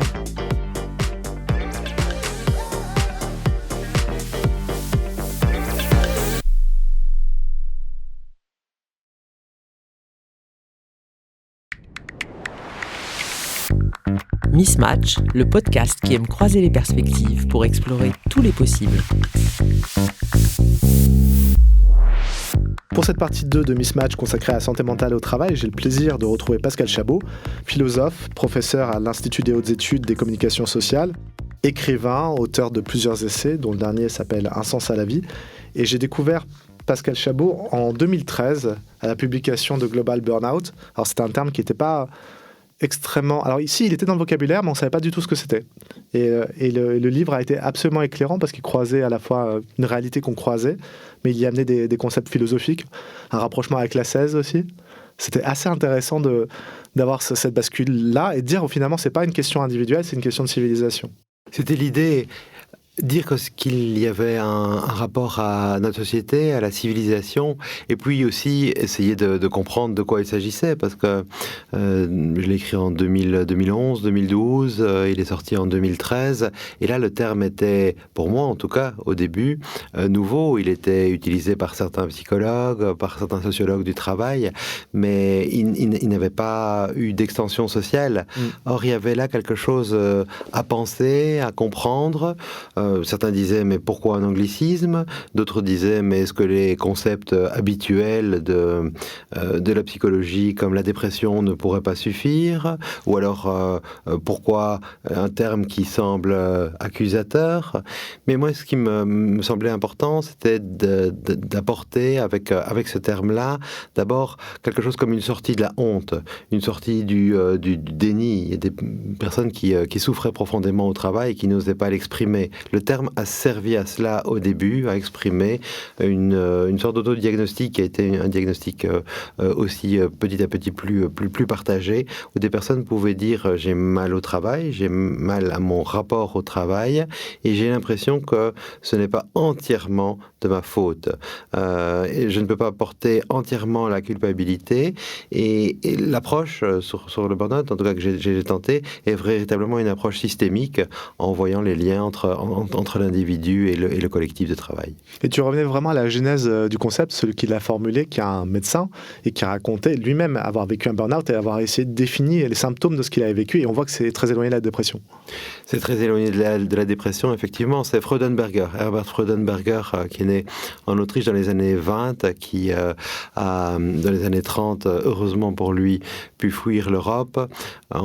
Ses parents l'ont mis sur un bateau assez jeune. Il a travaillé aux États-Unis après avoir étudié la médecine, la psychiatrie, et en plus d'une consultation ordinaire à New York dans les années 70, il a ouvert une clinique, une free clinic, une clinique où des bénévoles et lui travaillaient à soulager les toxicomanes d'usage trop intense, de drogue trop dure. C'était un métier d'idéaliste, fondamentalement une activité qui lui prenait toutes ses soirées. On lui disait qu'il devait se calmer, il disait mais non, la souffrance à soulager est telle que je ne dois pas du tout diminuer. On lui disait qu'il était de plus en plus mince, il disait Frank Sinatra est plus maigre que moi encore, j'ai de la marge, je continue. Et on voit vers où il a été vers une sorte de message massif de son corps, parce que parfois le corps en sait beaucoup plus que nos cerveaux qui sont des bons petits soldats du système, mais là le corps a dit stop en ne bougeant plus, et petit à petit, après des semaines et des semaines où il a cherché à recouvrer une lucidité et une sorte de santé d'après la fatigue, il s'est dit que le terme de dépression que sa panoplie de psychiatres comportait n'était pas adéquat, parce qu'il ne sentait pas quelque chose comme une grande tristesse métaphysique. La dépression, c'est le lieu de la tristesse métaphysique. Mais cette tristesse-là, il ne la connaissait pas. Il connaissait quelque chose comme un profond épuisement, un certain cynisme aussi. Il a été cherché chez les toxicomanes eux-mêmes, qui disaient « je suis cramé », ce terme qui par la suite a fait florès. Ce qui est intéressant, c'est qu'au début, il en parle uniquement pour des métiers de l'humain, enseignant. Du soin, du soin. Et on voit le rapport aussi avec, parce que si c'est une pathologie de civilisation, ce serait une pathologie à l'ère du numérique. Elle est machinique, le devenir machinique, quoi. C'est un corps qui ne répond plus. Le type reste dans son lit et ne peut plus bouger, ne peut plus faire la moindre action élémentaire, celle qu'on n'interroge jamais. C'est un corps qui ne répond plus parce que l'esprit a été trop sollicité. C'est ça qui est intéressant. Le travail a toujours été le lieu de pathologie. Travailler nécessite un certain dépassement, et tout dépassement peut être usant, peut être épuisant. Les pathologies du début du XXe siècle, typiquement, comme quasiment toutes celles qui précèdent, sont fondamentalement des pathologies du corps. On voit dans Charlie Chaplin, l'état moderne, c'est vraiment le corps humain face aux engrenages. C'est une très très belle métaphore. Ici, depuis la seconde modernité, disons, après la Seconde Guerre mondiale, on est dans des métiers qui sont de plus en plus psychiques, de plus en plus mentaux, avec des pathologies donc de moins en moins visibles sur le corps, mais des esprits de plus en plus sollicités. Parfois, on passe une journée entière absolument immobile, aujourd'hui, devant son écran, absolument immobile, et pour un observateur extérieur, il ne se serait quasiment rien passé, sauf quelques mimiques faciales et des mouvements, des doigts sur le clavier, des souris, etc. Mais la masse des informations, des flux entrants et sortants dans le cerveau est énorme, et parfois, à force de dissonance, à force d'incompatibilité, à force de contradiction, à force de frustration, à force de difficultés et de conflits, quelque chose comme une overdose de mal-être peut inonder l'individu qui psychiquement essaye de le gérer jusqu'à ce que physiquement il ne soit plus capable de l'assumer. Oui, c'est exactement comme notre disjoncteur électrique. Quand il y a une surcharge d'énergie dans un appartement, tac, ça se met à l'arrêt pour pas qu'il y ait de feu et d'incendie, quoi. Là, le corps se met à l'arrêt parce qu'il n'arrive plus à gérer. Et c'est ce que tu appelles, en fait, c'est en lien avec ce que tu décris dans ton dernier bouquin sur un sens à la vie, ce que tu appelles non pas les névroses, mais les digitoses. Donc on a le rapport au digital, au numérique, et ce circuit d'informations qui tournent tout le temps et auxquelles on est connecté. Est-ce que tu peux expliquer ? Oui, volontiers. Je pense que nous sommes de moins en moins connectés à notre inconscient. Je prends un exemple, on prend une bière avec un ami, on discute dans un café, et puis je pars seul de ce café. Si c'était il y a une quinzaine d'années, une vingtaine d'années, j'aurais marché et j'aurais simplement écouté mes pas, et en écoutant mes pas, j'aurais dialogué avec moi-même. C'est-à-dire entretenu cette bonne vieille conversation que j'ai depuis que je suis né ou depuis que j'ai 5 ans avec moi. Et chacun parle avec son inconscient. C'est ça, finalement, la trame fondamentale de nos vies. C'est vraiment presque la base continue de nos vies. C'est tout ce qu'on se dit à nous-mêmes et tous les signes du corps qu'on écoute. Ça, c'est le lien de la conscience avec l'inconscient qui fait notre vie psychique et sa richesse. Aujourd'hui, sortant du même bar, je pense qu'aussitôt franchi le perron de sortie, j'aurais dégainé mon smartphone et connecté ma conscience, non plus à l'inconscient, mais au surconscient. Au surconscient numérique, fait de flux d'informations, de données, de messages, de plus en plus alimenté par des intelligences artificielles qui cherchent à ce que les informations que j'y trouve soient les plus congruentes à mon besoin, à mon désir, et on est en permanence dans un aller-retour entre notre conscience et ce surconscient numérique. Alors il ne faut pas faire de mauvais procès, c'est assez génial comme extension du champ informationnel, du champ de savoir et de capacité d'être en relation avec des personnes à qui on a envie d'être en relation. Mais ce qu'il faut aussi dire, c'est que ce peut être pathogène. Et de la même manière que la psychanalyse a documenté entre le conscient et l'inconscient des névroses et des psychoses, je pense qu'entre conscient et surconscient, on peut parler de digitose, néologisme pour dire les moments où la conscience est submergée par le surconscient, il y a des overdoses, ou alors il y a des rivalités. Il y a des rivalités, et je pense qu'on va vers toujours davantage de rivalités entre la conscience humaine et le surconscient des intelligences artificielles. Il ne faut pas croire que ce couple conscient-surconscient est simplement un couple harmonieux. C'est un couple qui est profondément déséquilibré à cause de la masse d'informations et du côté qualitatif d'une conscience qui en plus fait le deuil et doit parfois faire le deuil de son inconscient, qui est un deuil impossible évidemment, extrêmement douloureux. Deuil impossible de l'inconscient, c'est marrant parce qu'on a l'impression que du coup l'inconscient c'est comme s'il se déversait dans le surconscient où on est dans un défouloir généralisé avec un régime de pulsion pas très élaboré, donc pas très civilisé, pas très dans la relation à l'autre, dans le soin de l'autre. Le couple conscient-inconscient, pour le dire ainsi, est la résultante et le fruit d'un processus d'hominisation extrêmement long, de dizaines de milliers d'années, avec des productions de normes sociales qui sont internalisées par l'éducation, par la culture, avec un surmoi, avec effectivement des processus de refoulement qui sont des processus qui rendent la sociabilité possible et qui crée quelque chose comme un sens commun. Il est certain que le nouveau régime de branchement du conscient au surconscient est de l'ordre, tu l'as bien dit, du défoulement, du grand défoulement. On le voit par exemple par rapport à la sexualité. Qu'est-ce que le rapport à la sexualité dans le freudisme avec tout son refoulement très bourgeois et très viennois et le défoulement de la pornographie sur le surconscient. C'est une requête sur 4, c'est ça, sur le moteur de recherche? C'est bien possible, oui, c'est colossal. C'est vraiment c'est une industrie absolument énorme, mais qui en dit beaucoup sur les désirs et surtout sur les manques de bien des consciences.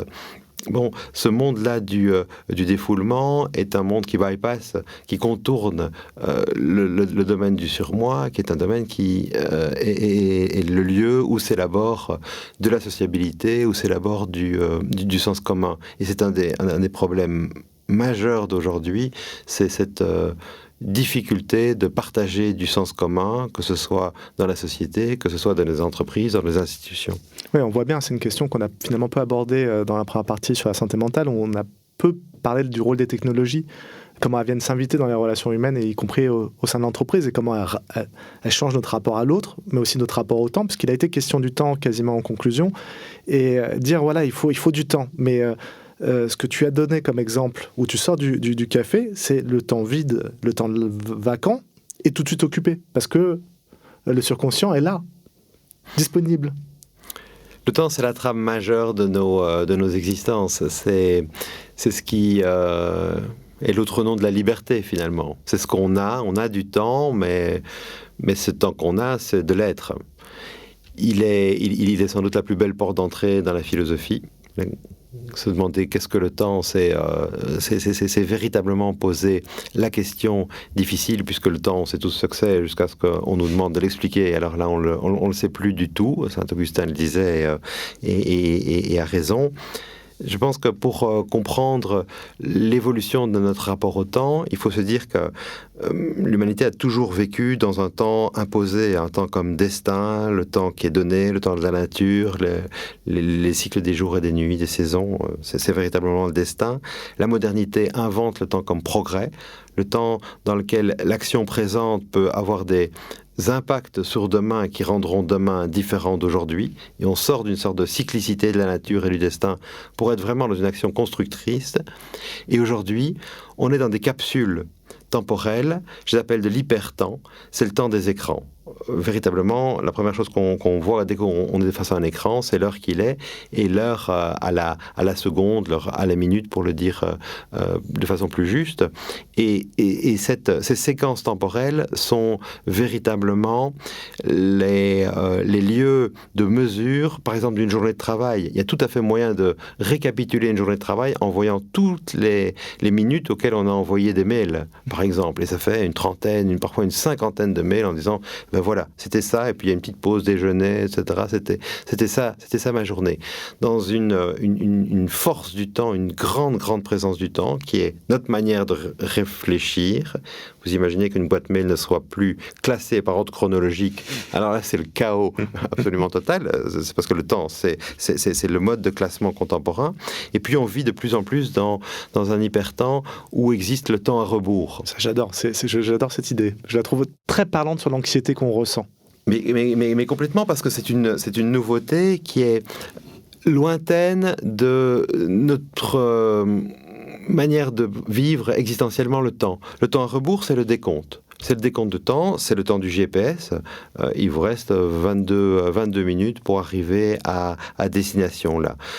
Ce temps-là est un temps machinique. Notre cerveau et notre conscience est incapable de décompter le temps. Pourtant, la machine, qui est incapable de vivre le temps, parce que les machines ne goûtent pas la durée, ne sentent pas la durée, comme Bergson le disait, les machines, elles sont capables de décompter pour organiser leur action. Et ce temps-là, le temps à rebours, est en train de coloniser nos consciences et nos manières de vivre. Vous êtes dans une réunion Zoom, par exemple, comme vous travaillez dans l'enseignement et dans la culture, vous avez la version gratuite, et donc c'est 45 minutes. C'est 45 minutes, et de plus en plus, vers la minute 38, 39, on se dit, il vous reste, on va devoir conclure. Et même le cinéma, et même les séries sont colonisées par ce temps à rebours. Vous imaginez ce que Chabrol, par exemple, aurait dit si on lui avait dit que tel de ses grands films allait être visionnable en sachant qu'il ne reste que 5 minutes ou que 13 minutes, ce qui évidemment rend les conjonctures sur l'assassin tout à fait différents. C'est absolument neuf. Oui, c'est vrai. À quel moment il va y avoir la résolution? Ça y est, le film est terminé, on peut s'arrêter. Mais oui, quand il reste que 3 minutes, on se dit c'est plié. C'est un compte à rebours. On vit dans un compte à rebours perpétuel. Et c'est vrai aussi au niveau de l'histoire globale, puisqu'on vit dans l'idée de l'apocalypse, du minuit qui serait la fin du monde. On vit avec ce compte à rebours sur la tête. C'est au niveau écologique quelque chose comme la conscience d'un délai. C'est absolument nouveau aussi, c'est ce compte à rebours qui n'est plus existentiel, mais qui est planétaire, avec un rapport au futur qui a changé, très très clairement, puisque le futur pour l'humanité a toujours été le lieu de la grande opacité qu'on cherchait à éclairer par certains mythes ou religieusement par le jugement dernier. Et aujourd'hui, on a un rapport au futur qui est documenté technoscientifiquement. C'est une grande un grand apport de la raison et des sciences de pouvoir dire que tel glacier va sans doute connaître telle trajectoire de fonte en 12 ans, en 18 ans, etc. Et donc on connaît beaucoup mieux les configurations de futur, typiquement par rapport à l'écologie, ce qui génère de l'éco-anxiété, qui est une autre digitose pour moi, qui est vraiment une autre digitose, parce que c'est le branchement de la conscience à ce surconscient où existent toutes ces informations sur les devenirs de la planète qui crée quelque chose comme un profond malaise ou une angoisse, plus justement. Ce que vous soulignez, c'est qu'avec le progrès de la connaissance, l'accumulation de connaissances, on vit dans un environnement qui est certes de plus en plus connu, de plus en plus artificiel. On vit dans des villes, on est entouré d'objets techniques qui sont, et ça c'est très intéressant aussi, qui sont normés, qui ont des labels, qui sont contrôlés. Mais ça veut dire que la place de l'humain, dont la qualité serait d'être libre, voit cette liberté complètement contrainte par cet environnement qui vient finalement à coloniser aussi son rapport à son corps, aux autres. Tout est comptabilisé, tout est normé. Et ça, c'est une source de souffrance, non ? C'est une source d'incompréhension. Et cette incompréhension peut générer une souffrance. Le très grand paradoxe de nos sociétés est qu'on y parle en permanence de la nature. Et on parle de la nature avec un grand N, on pourrait mettre un N double majuscule à la nature, c'est presque ce que chacun fait en disant la nature ou la nature me manque, etc. mais il faut être juste, il faut être pragmatique, il faut être observateur. Très souvent, on se retrouve dans des pièces comme celle-ci, comme ce studio, où les seuls éléments naturels sont nos bons vieux corps humains et toutes les bactéries embarquées. Le reste, c'est absolument human-made, c'est l'humain qui a tout fait. Nous vivons au cœur de bulles artificielles qui sont commodes, qui sont protectrices, qui sont des lieux de connexion, qui sont des lieux d'échange, mais où la nature n'existe plus. Dans ces lieux-là, effectivement, tout est contrôlé. On est dans le lieu de la qualité, il y a des normes qualité, mais c'est une qualité contrôlée. Et c'est une très bonne chose. Quand on boit de l'eau du robinet, on est heureux que la qualité de cette eau soit contrôlée. De même, quand on prend un ascenseur, un train, un avion, que sais-je, chaque fois il y a le label ISO et des procédures de contrôle qualité sévères, rigoureux, et il faut s'en réjouir. Cependant, ce monde de la qualité contrôlée est un monde qui ne correspond pas à une certaine spontanéité humaine, à un goût pour un je ne sais quoi de constructif, de bizarre, de véritablement créatif, spontané. Et ce monde de qualité libre est un monde qui finalement cherche à s'exprimer, et dans le monde du travail aussi, parce que la qualité, le contrôle qualité artificielle, il a petit à petit colonisé la médecine, il a petit à petit colonisé le monde du travail en médecine, parce que la qualité contrôlée et colonisé le monde de la médecine, par exemple des robots qui opèrent, c'est une excellente chose à nouveau. Par contre, le quotidien des médecins, le quotidien des infirmières, des infirmiers, des soignants, tout cela relève aussi d'une spontanéité, d'un goût, d'un je ne sais quoi, de qu'est-ce que la relation juste au patient, comment faire, et puis bon, je suis libre avec le temps aussi, si j'ai envie de prendre plus de temps pour expliquer à ce patient comment se débrouiller avec une maladie difficile. Je suis libre dans ma façon d'élaborer la grille horaire d'une journée. Et pourtant, non, on est tout de même dans un séquençage qui est celui du temps contrôlé et de même des gestes contrôlés. Dans l'enseignement aussi, on voit de plus en plus de référentiels sur qu'est-ce que transmettre très très correctement une matière. En se disant bien aussi, parce que cette façon de décrire toute une série de métiers avec des paramètres de qualité extrêmement précis et extrêmement normés, il ne faut pas être grand clair pour savoir que ce n'est que le prélude à une automatisation de ce travail. Parce qu'un travail qui est entièrement descriptible en termes normés est un travail qui sera automatisé ou qui est automatisable. Or, il y a quelque chose qui vient contrevenir à ce qu'est le sens d'une vie, c'est-à-dire d'aller chercher justement du sens et peut-être aussi chercher des choses qui nous dépassent un peu. Donc se projeter vers quelque chose d'un peu plus grand. Si tout est normé, ça disparaît. Si tout est normé, ça disparaît. Et si tout est normé, c'est le plaisir qui disparaît, c'est la passion qui disparaît. Quand on parle de du passion-raison.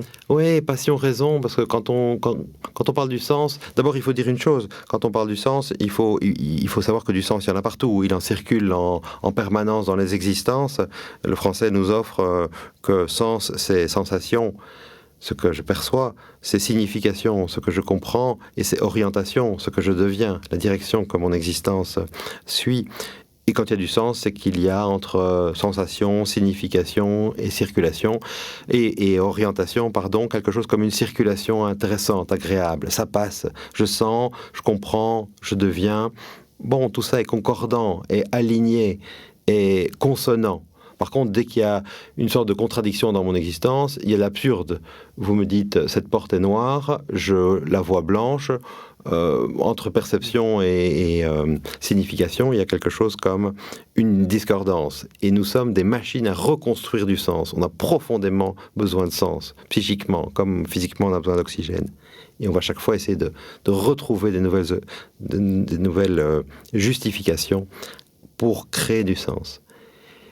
Mais ce sens qui circule, il est tellement naturel que nous ne le voyons plus, et on va chercher des sources de sens plus profondes dans l'existence, et notamment au travail. Alors il y a une source de sens qui, pour moi, est fondamentale dans l'existence, c'est le lieu où la passion et la raison se nouent, se rencontrent. Faire les choses uniquement passionnément, j'y crois pas trop. Des gens qui disent, moi je ne suis que ma passion. Bon, l'existence est ce qu'elle est, on vit dans des systèmes, c'est complexe, il y a bien des paramètres. Il n'y a pas que la passion. Faire son travail uniquement rationnellement, c'est épuisant. Quelqu'un qui ne suivrait que sa raison pour travailler ne serait pas nourri. Il y a une sécheresse dans la seule raison. Par contre, les lieux où passion et raison résonnent, se nouent, sont des très beaux lieux. Quand je fais mon travail parce qu'il me passionne, et en plus que je sais que rationnellement, il permet de subvenir à mes besoins, il me donne un rôle social, que sais-je, il y a quelque chose là qui est véritablement un lieu de production de sens. Passion et raison, c'est aussi le rapport qu'on a aux gens avec qui on vit, aux gens qu'on aime finalement. On les aime passionnément, mais rationnellement aussi. Et quand cette passion-raison est impossible, il y a véritablement une perte de sens. Et c'est quelque chose qui, existentiellement, dans le burn-out, peut être très douloureux.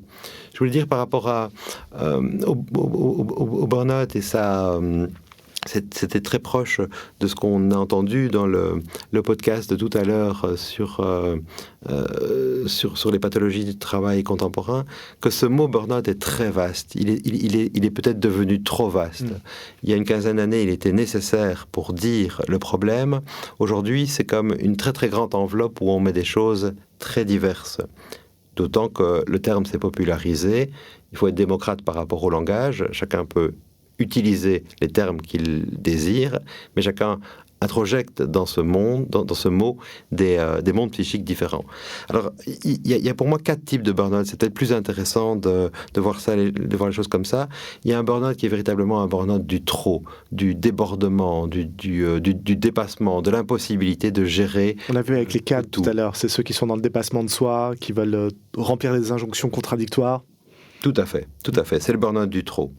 Il y en a un deuxième qui est le burn-out toxique, le burn-out de la relationnalité toxique, le burn-out lié à des conflits, lié à l'impossibilité de prendre une place correcte dans une équipe, qui est vraiment celui qui va être lié à certains cas de harcèlement.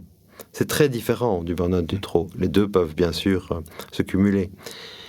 Il y a un troisième type de burn-out qu'on pourrait appeler le multi-burnout, où il y a un trop dans la sphère professionnelle, mais aussi dans la sphère familiale ou dans la sphère éducative avec de jeunes enfants. Et typiquement, il faut quand même vraiment voir les inégalités de genre par rapport au burn-out entre hommes et femmes. Les chiffres le disent très très bien.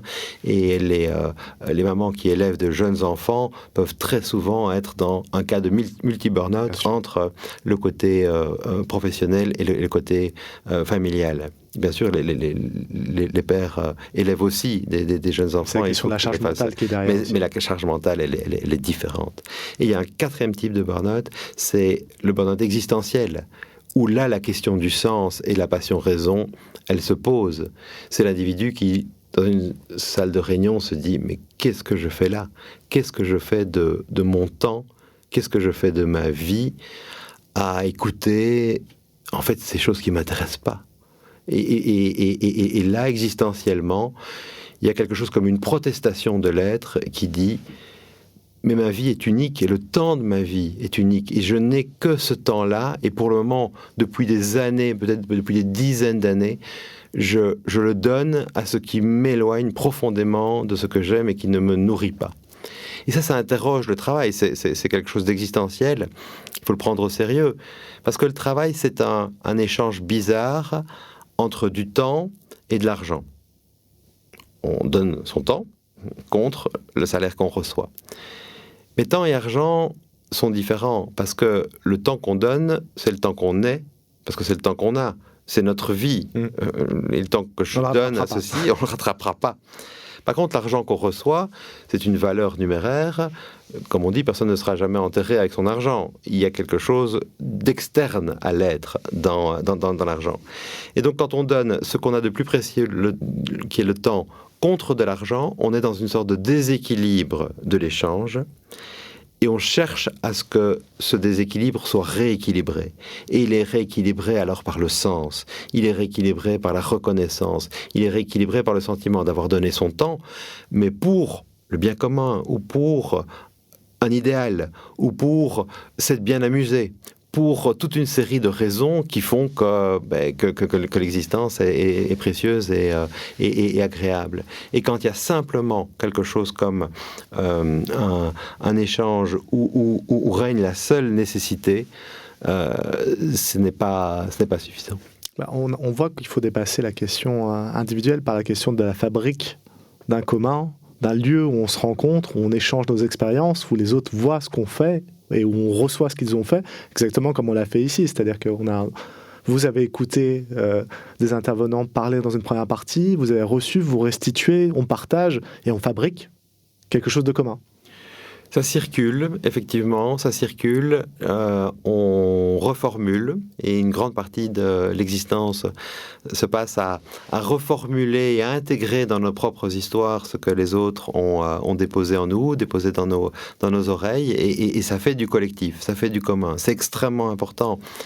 Et c'est pour ça que le besoin de reconnaissance est si présent dans le monde du travail.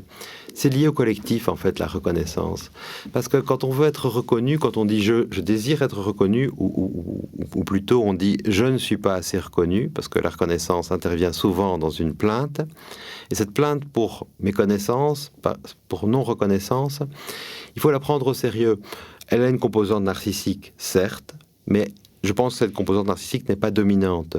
Ce que l'on veut d'abord, c'est être reconnu par l'autre, exister aux yeux de l'autre, et pas n'importe quel autre.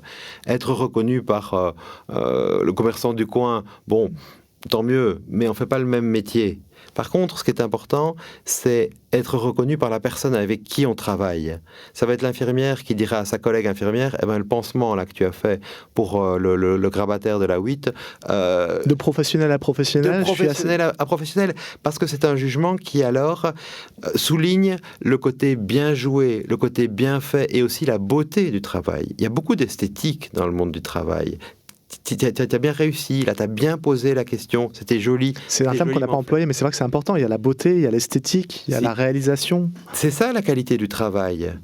Être fier de son travail, c'est quelque chose qui passe par une sensation positive. Ça va être l'électricien qui range parfaitement ses câbles dans une boîte qui peut-être est au fin fond d'une cave, et il y a personne qui va voir la cave, la boîte dans la cave. Pourtant, le coffret, là, il est parfaitement rangé, les fils sont parallèles et alignés.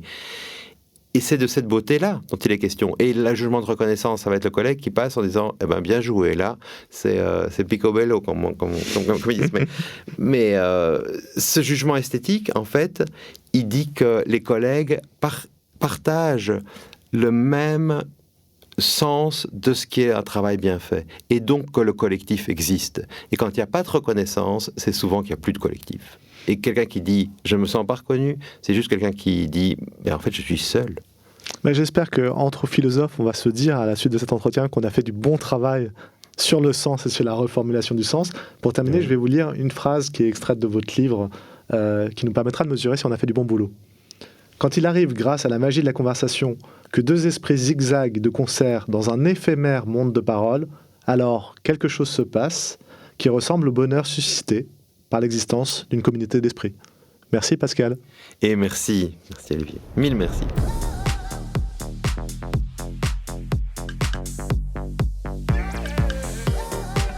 C'était Mismatch, un podcast de l'ESCE, l'École supérieure du commerce extérieur,